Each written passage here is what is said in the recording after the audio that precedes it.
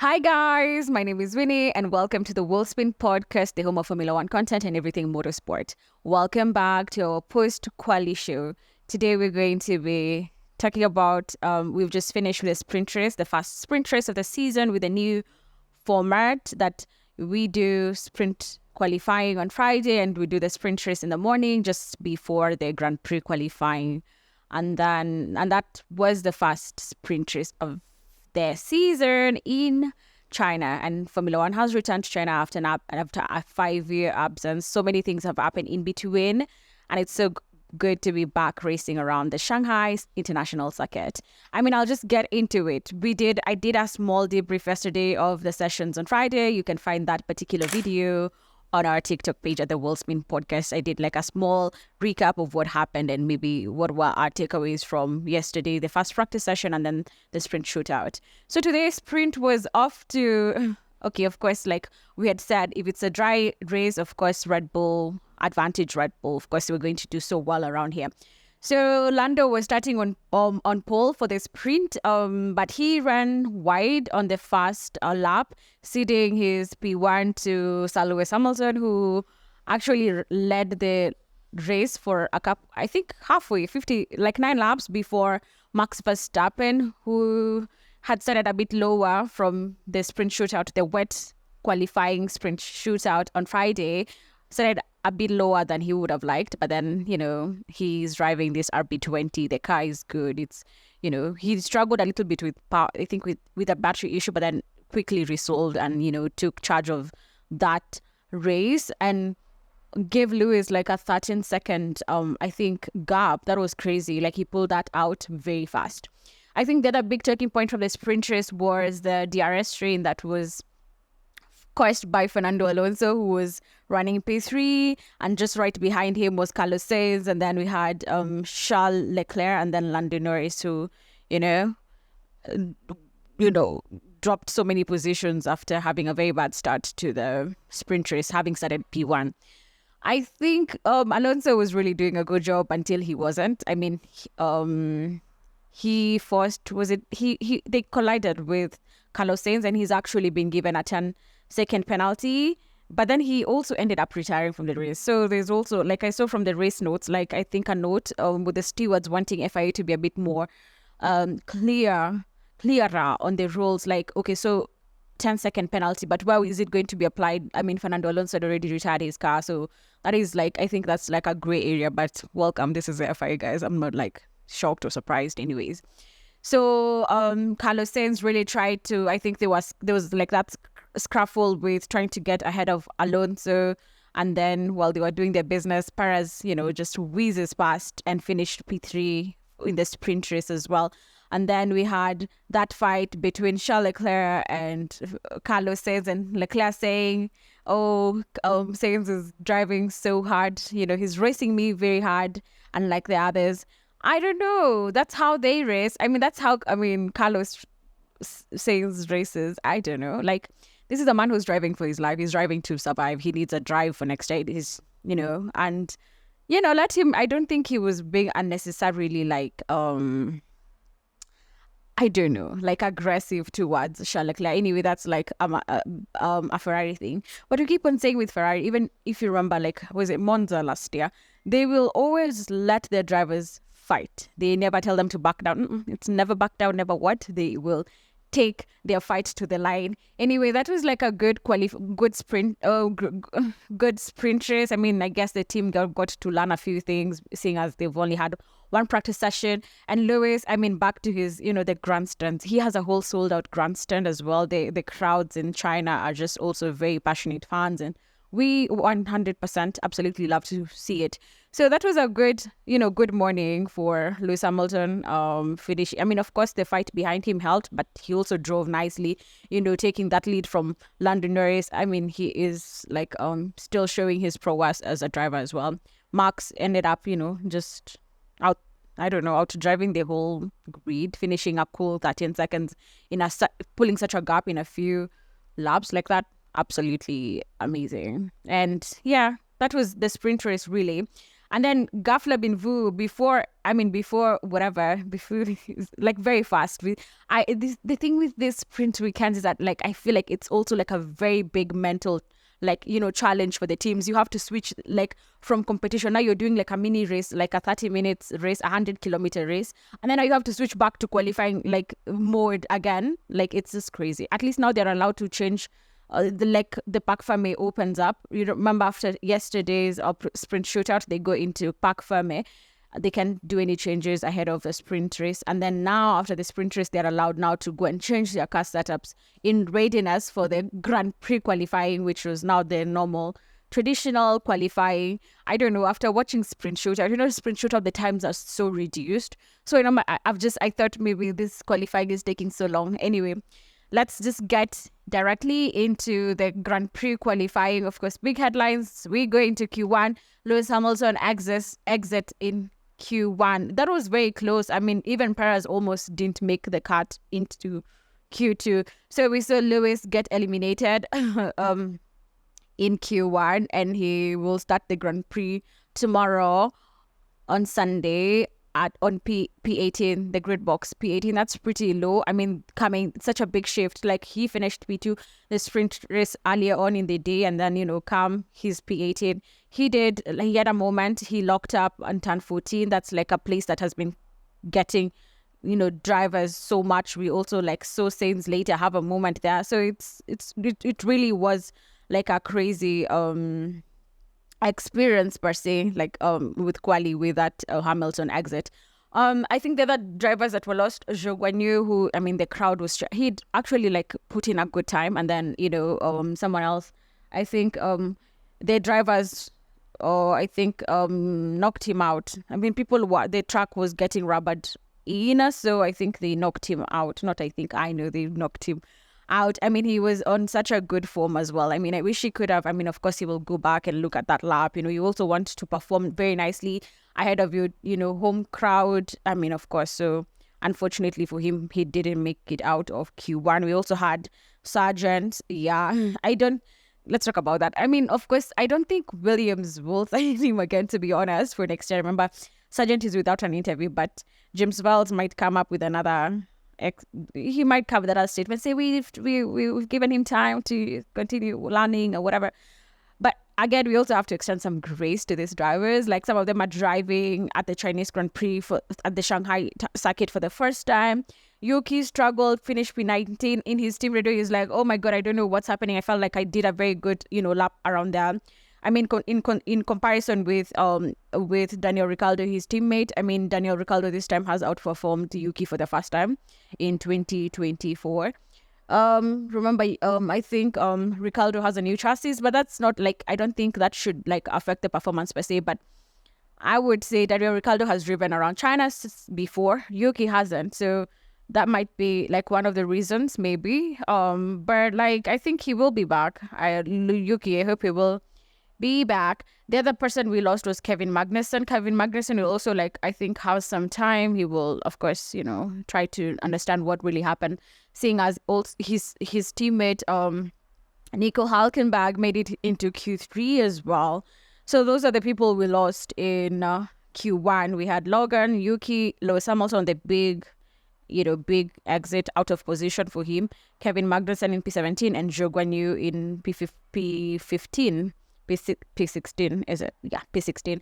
And then we had Perez narrowly missing out. If Lewis Hamilton had hooked up that lap, he would have, that the other big exit story would have been Checo Perez.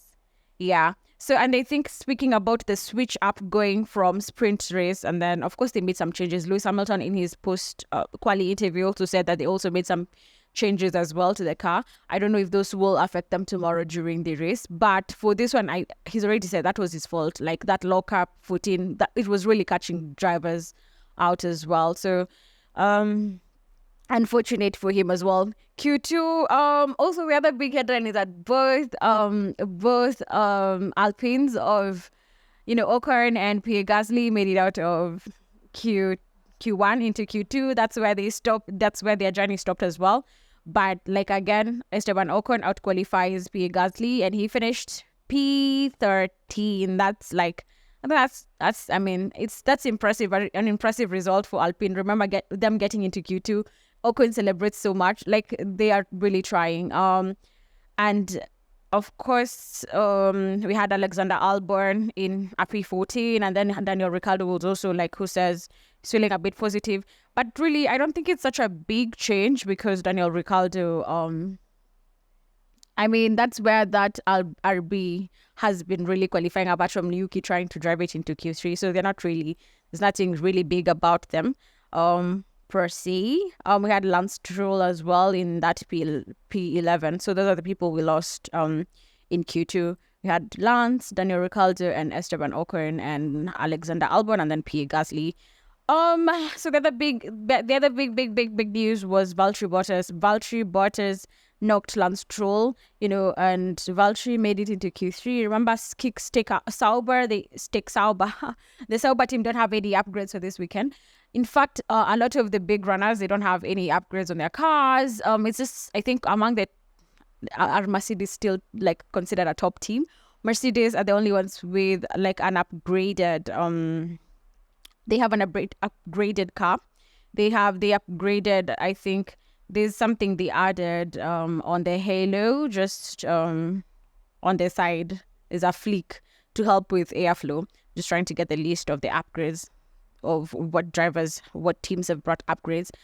Of course, Haas, they're following a very different philosophy this year. They're bringing remember last year they waited they always like bring the upgrades later on in the season. They don't do it earlier on. This time, under new leadership, under their new team principal, Ayao Komatsu, they've brought the upgrades quite early. So that means they're developing their car like gradually and early on in the season. And it's really proving to be, I think, a good thing because they've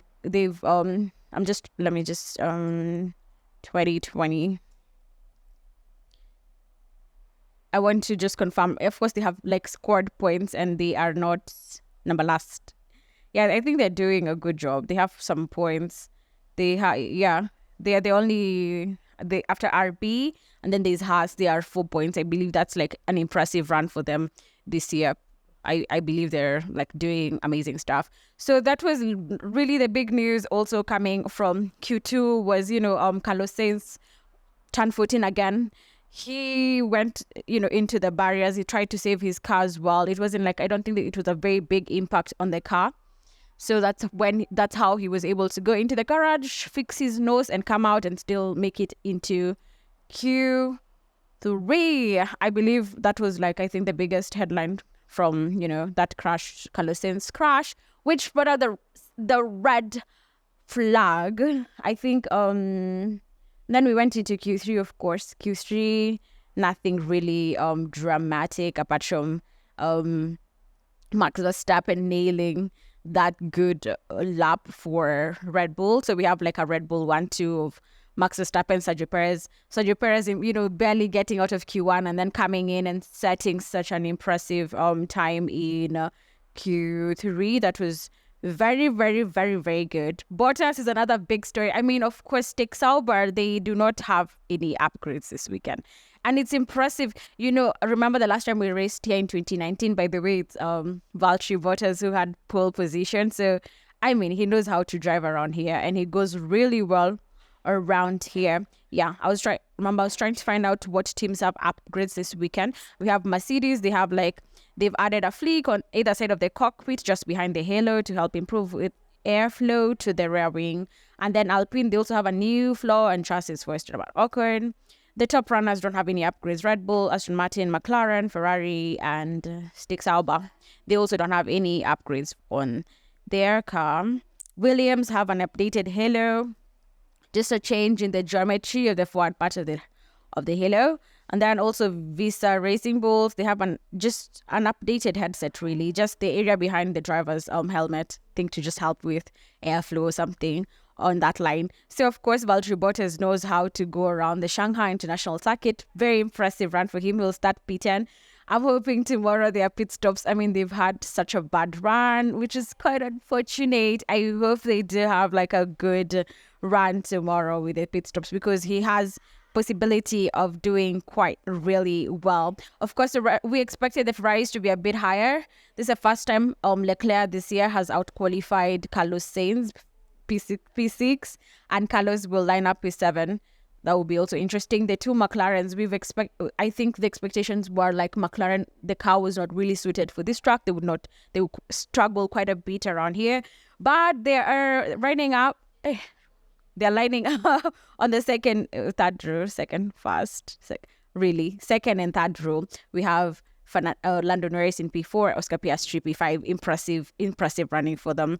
And then, of course, Fernando Alonso with a cracker. He's really having like a good weekend. I hope they have like a good, I know we've not talked about Fernando Alonso's contract. I think we'll talk about it tomorrow at length with the longer format content for tomorrow.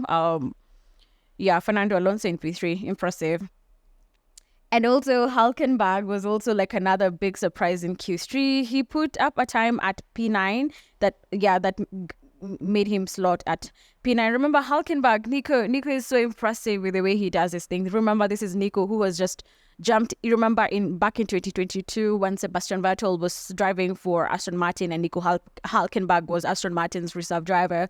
And just remember, it's 2022, new regulations, and Vettel gets covered, and we have Nico jumping into that car. He's not done pre-season testing. He's driving the 2 rounds. He's outperformed Lance Stroll, who did pre-season testing. It was really impressive. Remember, this is Nico who back in 2020 for Racing Point replaced Lance Stroll. Lance Stroll was, I think he was sick very late.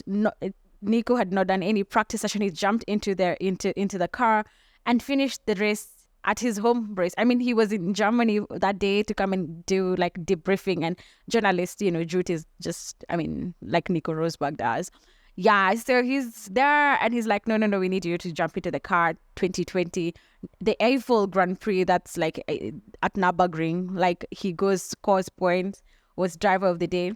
Nico Hülkenberg is really like onto something. He's also like out of, I think, a seat.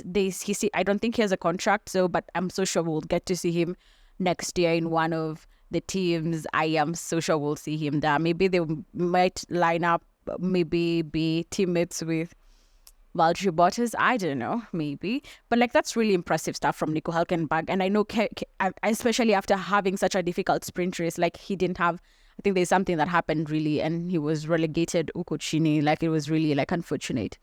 Of course, K-Mag will go thinking about him. He's starting down in P17 and he has his teammate in P9. Of course, that's something that he's going to have to think about. Or someone else we not talked about is George Russell. George Russell did the sprint race on the soft tires. He didn't look like he struggled. I think he got